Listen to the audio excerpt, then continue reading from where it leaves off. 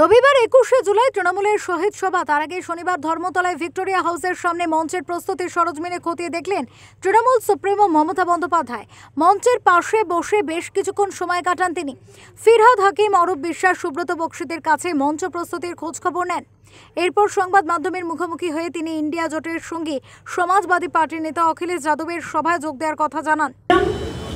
বাদ বাকি যা বলার আমি প্রতিবারই আসি, কর্মীদের সাথে দেখা করে যাই। আমাদের এখানে নেতা কেউ নেই, এখানে সবাই তৃণমূলের সহকর্মী। আর কালকে যদি ওয়েদার ঠিক থাকে অখিলেশ আসবে, অখিলেশকে আমি আমন্ত্রণ জানিয়েছি। আমরা প্রত্যেকবারই চেষ্টা করি কাউকে না কাউকে নতুন করে নিয়ে আসার। এছাড়াও বুদ্ধিজীবীদেরও অনেককেই আমরা আমন্ত্রণ জানিয়েছি যারা প্রতিবারই থাকেন।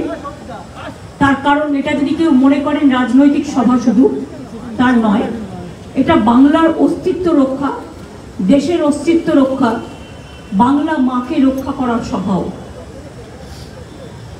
ক্যামেরায় রবি দত্তের সঙ্গে কোয়েল মনিকের রিপোর্ট, ওঙ্কার বাংলা।